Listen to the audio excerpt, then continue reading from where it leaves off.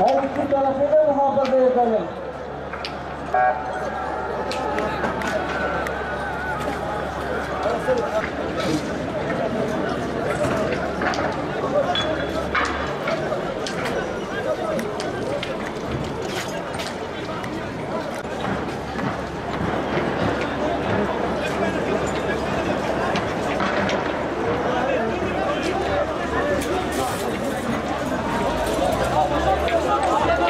6-8 Ekim Amerika projesiydi. Devlet içinde örgütlenmiş ordu ve emniyet teşkilatlarını adeta ele geçirmiş FETÖ ile PKK'nın ortaklasa hayata geçirdikleri bir projeydi. Bu satılmış örgütler bizzat emri Amerika'dan almışlardı.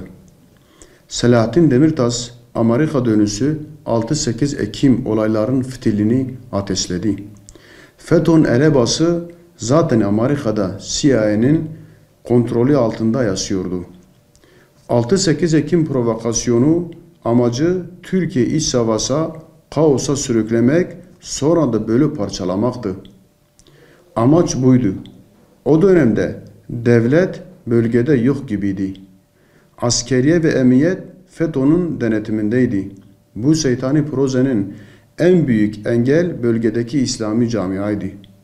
Onlar da bunu bildikleri için ilk aşamada İslami camiaya saldırdılar.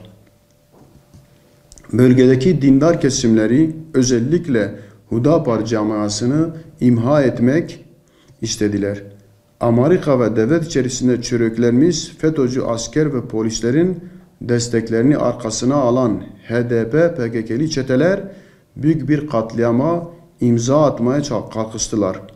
Amaçları büyük bir katliamı gerçekleştirip dindar kesimleri sindirmek, böylece hain emellerin önünde hiçbir engel bırakmamaktı. Ama dindarlar bu korkunç vahşet ve saldırı karşısında paniğe kapılmadılar. Devletin ortadan kaybolduğu bu karanlık günlerde onlarca şehit verme pahasına direndiler ve Amerika'nın bu şeytani projesinin başarıya ulaşmasına engel oldular. Tıpkı 15 Temmuz akşamı yüzlerce şehit verme pahasına sokaklara döküldükleri gibi.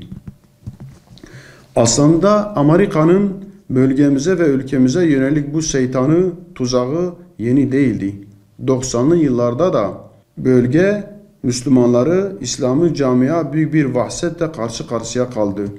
90'lı yıllara devleti ele geçirmiş karanlık Ergenekon yapısı ile PKK yine işbirliği kurarak Amerika'nın ülkemizi bölüp parçalama, kendisine bağlı bir kukla devlet kurma, ikinci bir İsrail inşa etme projesine hizmet etmek için İslam'ı kesimlere saldırdılar.